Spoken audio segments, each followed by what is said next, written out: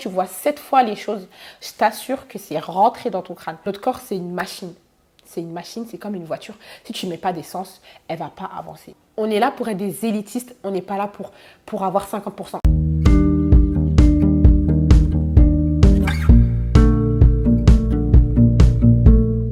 Hi, hello, coucou tout le monde. Alors aujourd'hui, on va parler des examens et du blocus. Podcast, on va aborder les techniques, quelques conseils sur les blocus. Il faut savoir que là, je suis dans ma 2e année à l'UNIF, à haute école.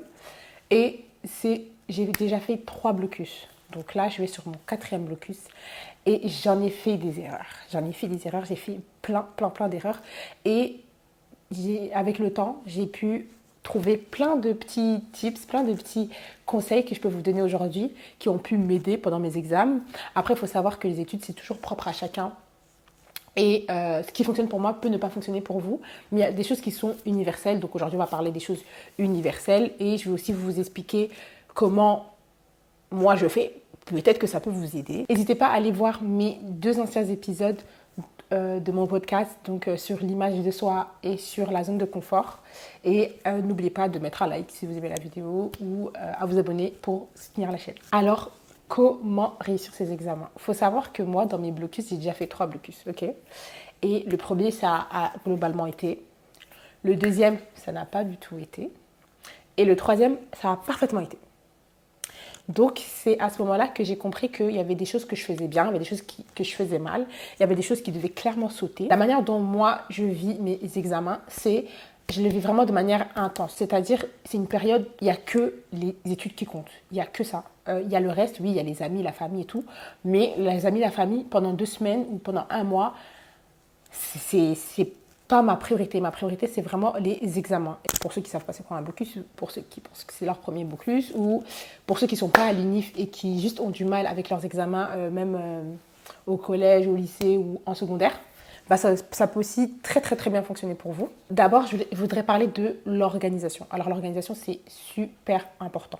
Important d'avoir une organisation solide. Et pour ça, il faut d'abord avoir tous ses cours à un seul même endroit. Je sais que c'est vraiment dur des fois de commencer à étudier tout ça, mais déjà si on commence par avoir tous ces cours à un seul même endroit et à faire un dossier ou une farde avec tous ces cours, toutes ces synthèses, tous ces anciens examens à un seul même endroit, c'est déjà plus simple et plus facile, plus clair dans votre tête. Parce que si vous devez aller chercher vos cours dans 1001 dossiers, ça va être vraiment compliqué. Donc moi, ce que je fais, c'est que je fais un dossier école que je mets au milieu de mon écran d'ordinateur. Et dedans, je fais plein de sous-dossiers avec tous les noms de tous mes cours. Et dans ces sous-dossiers, il y a les cours, les synthèses, les diapos, les anciens examens. Ça, c'est super important. Trouver des anciens examens, c'est vraiment bien. Même en secondaire, au lycée, tout ça, vous pouvez trouver des anciens examens. Si vous ne le faites pas sur votre ordinateur, prenez une farde pour vos examens et vous mettez tout. Une grosse farde là, et vous mettez tous vos cours. Comme ça, vous ne devez plus trop réfléchir à aller commencer à chercher l'information, où elle est et tout, parce que c'est vraiment pas une perte de temps, mais ça disperse vos pensées. Dans l'organisation aussi, je fais un planning d'études. Donc, il faut savoir, moi, j'habite en Belgique, donc j'ai 2 semaines pour étudier avant les examens. En décembre et puis en juin, c'est pas trop comme ça, mais c'est à peu près comme ça. Pendant ces 2 semaines-là, je fais un planning pour les 2 semaines en entier. Et donc, j'étudie le matin, le soir, et en fait, je fais vraiment jour par jour quelles matières je vais faire, combien de matières je vais faire, et vous faites un simple planning de votre étude pendant cette période-là. Par la suite, vous allez vous faire un planning, mais en mode routine. La routine, c'est trop important. Parce que je sais que tout le monde n'est pas isolé. Ce qui est vraiment bien pendant le blocus, c'est quand on n'est pas avec nos parents et qu'on n'a pas des charges à côté. Mais malheureusement, on ne vit pas tous comme ça. C'est quand même important d'essayer de se faire une routine. Donc, se réveiller à une certaine heure. Pas se réveiller trop tard. Se réveiller à 14h, c'est pour dormir à quelle heure après? Tu vois, se réveiller à une certaine heure. Moi, personnellement, je sais que... Pardon, je vous ai appuyé sur le micro.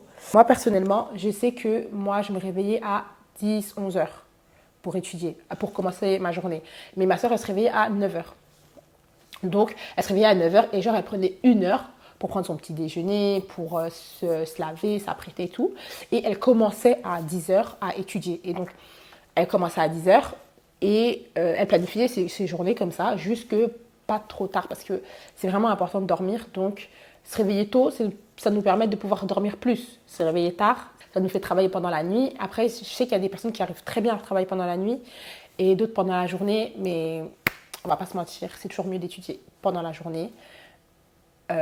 Après, si vous faites des nuits, parce que je sais qu'il y a des gens qui font vraiment la nuit de manière intense et que vous êtes comme ça, il n'y a pas de souci. Mais il ne faut pas troubler son sommeil parce que le sommeil, c'est vraiment, vraiment important pour tenir parce que comme je vous ai dit au début, c'est une période intensive. Donc, c'est vraiment important de dormir.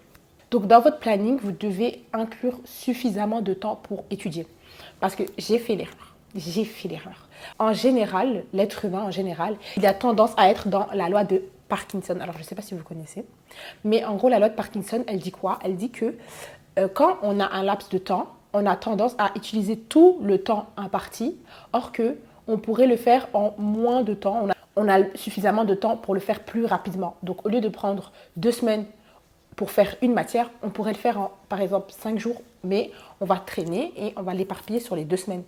Et justement, ça c'est un vice que moi-même j'ai et que j'ai encore, mais pour l'école en tout cas, j'ai vraiment essayé de faire ma routine et mon planning pour me permettre d'avoir 2 à 3 ou 4 jours. Vraiment, le best du best, c'est 5 jours avant les examens, avoir fini de tout étudier et de pouvoir faire que des anciens examens, revoir ses synthèses, mais d'avoir déjà vu la matière 5 jours avant les examens. Donc, le problème avec la loi de Parkinson, c'est que comme on éparpille tout, on se retrouve à étudier la veille des examens et c'est horrible et c'est pas bon, c'est pas bon. Je sais que quand on est au lycée ou en secondaire, on peut encore se permettre de faire ça, mais quand on arrive à l'UNIF, c'est plus possible. C'est plus possible de faire ça. À moins que vous soyez une tête, hein. Si vous êtes une tête, félicitations à vous. Mais toutes les fois où j'ai fait ça, j'ai raté. Donc, étudiez à l'avance et voyez tous vos cours en entier. C'est vraiment important. Et pour pouvoir voir tous ces cours en entier, c'est important de se donner du temps, en fait. Des fois, le problème, c'est pas qu'on ne comprend pas à l'école ou qu'on n'est pas intelligent. Et je sais qu'il y a certaines personnes qui le vivent comme ça. Vous n'êtes pas bête. Le problème, c'est que des fois, la charge de travail et le peu de temps qu'on a, ça nous dépasse. Ça nous dépasse et c'est souvent ça qui nous fait rater ou le manque de compréhension.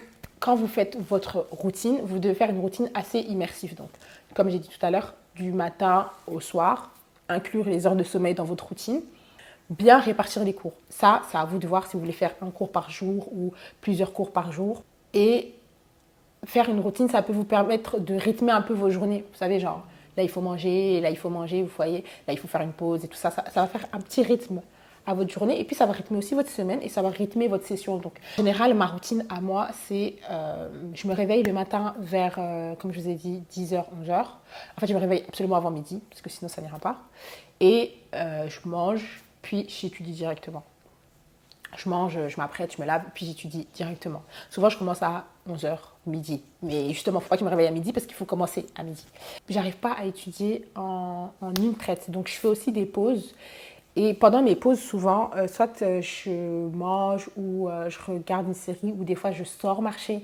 Et les choses qui sont vraiment importantes à inclure dans votre routine, c'est vraiment l'eau. L'eau, c'est vraiment important pour votre corps, votre cerveau. Genre, vous êtes en train de faire une tâche importante. Donc, l'eau, c'est super important. Je sais que pendant les examens, des fois, enfin, pendant la période de blocus, je peux boire 2 litres d'eau par jour. C'est ce qu'il faut. Mais ça, je bois vraiment plus que d'habitude parce que quand tu es en train d'étudier, des fois, tu es assoiffé comme ça. Donc, tu termines des bouteilles entières d'eau. Donc, vraiment, négligez pas l'eau, le sport. Le sport, bon, je sais qu'il n'y a pas tout le monde qui aime le sport, mais je vous assure que le sport, c'est vraiment bien. Moi, je faisais 1 jour sur 2, j'allais à la salle. Mais pas croire que je faisais des exercices fou malades comme ma routine de sport d'habitude. Je faisais des exercices cardio parce que moi, j'aime bien le cardio, mais vous pouvez faire des exercices d'étirement, de stretch, du pilates si vous voulez. Enfin, toutes sortes de sports, même du vélo. Vous pouvez faire toutes sortes de sports. Il faut aussi prendre de l'air parce qu'il ne faut pas rester que chez soi. Il ne faut pas s'isoler, à rester qu'à la maison, se réveiller, étudier, dormir, se réveiller, étudier, dormir, c'est pas possible. Il faut vraiment prendre de l'air, aérer votre cerveau, vous oxygéner, vous voyez. Donc, même pendant vos pauses, c'est bien d'aller un peu marcher, c'est bien. Moi, j'essaye de combiner ça en allant à la salle de sport. Je marche pour aller à la salle de sport, donc je fais les deux en même temps. Je marche pour aller, pour revenir, parce que ça C'est à genre 10 minutes de chez moi. Et comme ça, je m'aère l'esprit et en même temps, j'ai fait mon sport. Et le plus important, c'est bien manger. Bon, je sais que les étudiants, bien manger, c'est pas facile. On n'a pas trop les sous des fois pour les fruits, je peux comprendre. Mais manger de manière consistante, parce que notre corps, c'est une machine. C'est une machine, c'est comme une voiture. Si tu ne mets pas d'essence, elle ne va pas avancer. Donc, la nourriture, c'est son essence. L'eau, c'est son essence. Et donc, si vous voulez que votre cerveau il fonctionne bien, vous devez l'alimenter pour qu'il arrive à démarrer et bien fonctionner. Donc, vraiment, bien manger, c'est trop, trop, trop important. Moi, je sais que pendant les blocus, je mange comme un ogre. Sincèrement, je mange comme un ogre. Après, comme je fais du sport, je ne prends pas vraiment du poids. Mais je sais que, par exemple, ma soeur, elle va pas faire beaucoup de sport. Elle fait un peu, mais de temps à autre, pas autant que moi, on va dire. Et elle, par exemple, elle prend un peu de poids. Mais après, bon, vous connaissez. Mais c'est pas... It's not a big deal. C'est pas grave. C'est juste pendant une petite période. Après, la vie, elle va reprendre son cours. Après, il faut savoir, le blocus, c'est qu'une période. C'est qu'un moment. Et quand c'est fini, c'est fini. Et c'est ça qui est bien.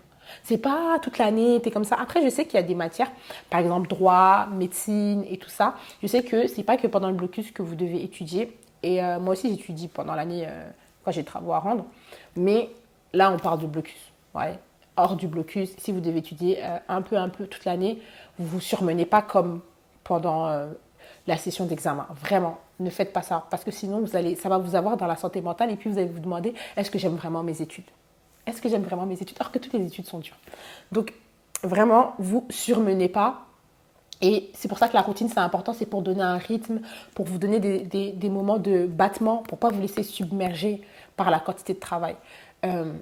Quand vous faites des pauses, quand vous allez à la salle, quand vous mangez, toutes ces pauses-là, c'est pour donner des battements pendant vos études.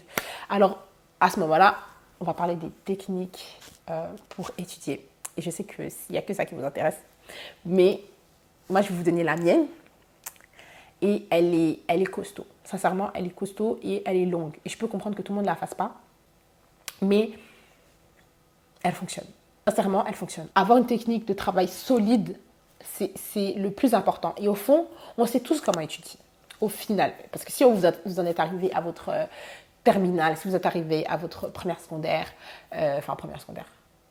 première à l'UNIF, si vous êtes arrivé à l'UNIF, si vous êtes arrivé en master, j'en sais rien, c'est que vous savez étudier. C'est que vous savez étudier, vous savez comment l'étude fonctionne, comment vous fonctionnez, comment les choses rentrent dans votre tête. Souvent, le problème, c'est un problème de temps, un problème de quantité. On s'organise mal. L'organisation, comme je vous dis, l'organisation. Souvent, on s'organise mal et souvent, la quantité de travail. Vous voyez, les gens qui sont en droit, là, qui ont tous des livres à lire entiers, là. Genre, des fois, il y a des gens qui ont des quantités de travail, c'est pas possible. Mais la technique que je veux vous donner, elle est longue, mais après ça, vous êtes sûr que ça s'est rentré dans votre tête, vous êtes sûr d'avoir assimilé la matière. Et donc, ça m'a pris du temps et franchement, c'est la première session, je l'ai faite. Donc, ma première session, parce que je vous ai dit, j'en ai eu 3. Ma première session, je l'ai faite et je vous ai dit, ça a bien été. Ma deuxième session, je ne l'ai pas faite et ça n'a pas bien été. Donc, première session, j'ai raté 2 examens. Deuxième session, j'en ai raté 6 à peu près. Et dernière session, j'ai rien raté. Et en fait, la dernière session, c'est là que j'ai pris plus de temps pour étudier. Donc, j'avais 28 jours pour étudier et j'ai pris les 28 jours pour tout faire. Je ne me suis pas tâtée du 1er au 28 août. J'ai étudié, oui. Du 1er au 28 août, j'ai étudié. Et j'ai vraiment utilisé tous les jours que j'avais. Du 1er au 28. Donc, j'avais 28 jours pour étudier 6 matières. Et j'ai tout réussi. Je cherche les anciens examens. Je cherche les anciens examens parce qu'on ne va pas commencer à étudier dans le vent pour étudier pour le fun. Je cherche les anciens examens. En deuxième, je cherche des synthèses d'autres personnes. Au total, j'essaie d'en avoir 3. Si je n'ai pas 3, parce que souvent avoir 3, c'est compliqué, j'essaie d'en avoir 2. Toujours 2. Parce que ça m'est déjà arrivé une fois d'en avoir qu'une et la synthèse était incomplète. Le truc, c'est que normalement, vous êtes déjà censé avoir été en cours. Donc, normalement, vous êtes allé en cours, vous avez étudié le cours. Bon, moi, je ne vais pas toujours à tous les cours, mais vous êtes parti en cours. Vous avez cherché les anciens examens. Ensuite, vous avez 2 synthèses. Vous allez les lire en entier. Vous allez les comparer pour voir laquelle est plus complète. Toujours. De là, vous allez choisir une des 2 synthèses et vous allez surligner dedans. Ok ? Vous allez surligner dedans. Parce que souvent, en général, les gens, ils font des grandes phrases pour expliquer les choses, surtout dans les synthèses. Ils font des grandes phrases pour pas rien dire, parce que c'est important pour comprendre le contexte, mais on est là pour synthétiser. Donc, on synthétise une synthèse. Hein, okay, et vous allez surligner à l'intérieur pour faire aussi des phrases, mais en plus concis. Okay, genre pour comprendre. Quand vous comprenez quelque chose, vous surlignez des mots par-ci, par-là et tout pour pour avoir une compréhension de la synthèse dans sa globalité. Avec tout ce que vous avez surligné, vous allez faire un brouillon. Moi, je le fais papier. Je le fais papier, mais vous n'êtes pas obligé de le faire papier, vous pouvez le faire ordinateur, c'est comme vous voulez. Mais vous allez faire un brouillon de la synthèse, mais moi, je le fais papier. Avec ce brouillon, vous allez mettre votre brouillon au propre pour que ça soit un peu plus clair. Parce que souvent, les brouillons, c'est brouillon. Voilà, c'est un peu mélangé. Donc, vous allez mettre ça au propre pour que ça soit carré. Et de là, ça, c'est propre à chacun. Soit vous allez étudier le brouillon et vous allez vous le répéter pour comprendre. La méthode de prendre une feuille blanche quelques heures plus tard, revenir sur la matière et écrire tout ce que vous avez compris et puis comparer la quantité de matière que vous avez assimilée ou pas. Ou soit faire des cartes mentales. Alors moi, je fais des cartes mentales, j'en fais 2 au total. Je fais un brouillon de mon propre au papier. Et après, je mets ma carte mentale au propre. Donc, je ne sais pas si vous réalisez toutes les étapes que j'ai faites. Et je sais qu'il y a dans des filières, ce n'est pas possible de faire ça. Tu as des cours où il y a une densité de matière qui est trop grande. C'est impossible de faire ça. Mais vous pouvez le faire dans les grandes lignes. Juste les grandes lignes pour au moins avoir les grandes lignes. Au total, si on compte tout, sans compter qu'on est parti à l'école, j'ai vu 7 fois la matière. Donc, avec l'ancien examen, les 2 synthèses que j'ai trouvées, le premier brouillon, le brouillon au propre, la carte mentale au brouillon, la carte mentale au propre. 7 fois j'ai vu la matière. Quand tu fais ça, je t'assure que ton cerveau, il a retenu. Il a retenu. Et moi, pour ma carte mentale, je l'ai fait avec des couleurs. Moi, je mets beaucoup de couleurs partout parce que j'assimile je divise la matière en couleurs pour qu'après, quand j'écris mes examens, j'écris mes examens en couleurs et tout. C'est un tri. Pour moi, vous n'êtes pas obligé. Mais moi, dans ma tête, c'est plus clair. Quand je fais des cartes mentales, c'est pour séparer les choses, c'est pour que ça soit plus clair. Et quand tu vois 7 fois les choses, je t'assure que c'est rentré dans ton crâne. Donc ça, c'est vraiment une technique parce que je trouve personnellement, après peut-être que c'est pas le cas, mais je trouve que j'ai un cerveau assez lent. Genre, c'est en écrivant que ça vient. C'est pendant que j'écris que je comprends. Je sais pas si vous comprenez ce que je veux dire, mais c'est pendant que j'étudie que je comprends mieux la matière logique. Ça prend du temps. Au début, je peux juste lire, mais ça m'évoque rien. C'est vraiment ça. Donc, c'est pour ça que quand je fais toutes ces étapes-là. Quand je termine par ma jolie carte mentale avec toutes mes petites couleurs, je suis vraiment dans la compréhension. J'ai vraiment compris ma matière. C'est vraiment important de changer de plateforme, je dirais. Changer de structure. Tout le monde n'est pas obligé, hein. Mais moi, c'est ce qui fonctionne. Quand je change de structure, donc passer à la synthèse linéaire en noir, puis passer à un brouillon papier linéaire, mais avec des couleurs, et puis passer à une jolie carte mentale avec des couleurs, moi, ça me travaille le cerveau et ça m'aide énormément à retenir. Mais il y a beaucoup de matière. Quand j'ai fait ça pour philo, pour sociaux et tout, j'ai été choquée. Et je pouvais pas, pour philo, j'ai pas pu faire une seule carte mentale. J'ai dû en faire 7. Je pense, parce qu'il fallait que je sépare les courants des philosophes. Et donc, c'était long, je vous dis, cette technique, elle est longue. Elle est peut-être pas efficace comme la technique de, à chaque fois, tu repars, tu reviens, tu prends une feuille blanche et tu écris ce que tu as retenu de ton étude du matin. Ça, elle est efficace. Et quand vous avez énormément de quantité, c'est dur, mais ça vous garantit la compréhension. Ça vous garantit la compréhension. Mais c'est long. Donc, ensuite, ce que je fais, c'est j'essaye d'expliquer à ma copine ou à un étudiant, j'essaie d'expliquer à quelqu'un pour voir si j'ai bien compris la matière. Et quelques jours avant les examens, normalement, je vais être en temps et en heure pour pouvoir avoir 2 à 3 jours avant les examens où vous avez déjà vu toutes les matières. Vous ne revoyez que votre synthèse, la synthèse que vous avez surlignée et la carte mentale. Vous revoyez les 2 synthèses, vous les relisez et vraiment expliquer à quelqu'un, certifier que vous avez compris. Voilà.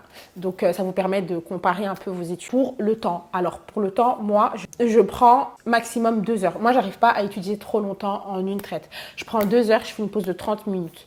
2 heures, pause de 30 minutes, 2 heures, pause de 30 minutes. J'ai vraiment du mal à étudier en une traite. Et 2 heures, c'est le max que je peux faire. Parce qu'on est dans une ère où on n'est plus des gens concentrés avec tout ce qui est rapide, on a tout rapidement, on n'a plus ce temps de concentration comme avant. Alors, j'ai vraiment appris à étudier quand même 2 heures en une traite, mais pour les gens qui ont du mal à être concentrés aussi longtemps, vous pouvez utiliser la méthode Pomodoro. Alors, c'est une méthode où tu fais 25 minutes d'études, 5 minutes de pause. 25 minutes d'études, 5 minutes de pause. Donc, tu fais ce procédé 4 fois et puis après, tu fais une plus longue pause, genre 30 minutes, 1 heure et tout ça. Et ça permet d'au moins étudier 25 minutes et après de se reposer. Et je vous jure que pour certains cours, j'ai dû utiliser cette méthode. C'est les cours où c'était des oraux et donc c'était plutôt du par cœur. J'ai utilisé la méthode Pomodoro parce que les 25 minutes, c'est des 25 minutes concentrées et 5 minutes, tu réfléchis à rien, sincèrement, on va pas mentir. Tu réfléchis à rien et puis tu te reconcentres et refaire ça 4 fois, c'est vraiment bien. Donc Pomodoro, c'est vraiment bien pour les gens qui ont du mal à être dans la concentration en fait. L'objectif, notre objectif à la fin de ces examens, c'est vraiment 20 sur 20. On ne vise pas le 50%. 50% c'est bien, mais 50% c'est pas suffisant pour être sûr de réussir. Parce qu'on peut faire 50 et les gens qui ont vu ma vidéo sur la zone du confort, d'ailleurs allez la voir, vous savez que moi je suis la reine du 9. 9 sur 20, 49, je suis la reine du 9. Si je vise 50, je n'ai pas 50. Si je vise 100, je n'ai pas souvent 100. Mais si tu vises par exemple 20 sur 20, tu auras peut-être 18, 17, peut-être 16. Mais si tu vises 50, tu auras peut-être 50. Si tu vises 10 sur 20, tu auras peut-être 10, mais on n'est pas sûr.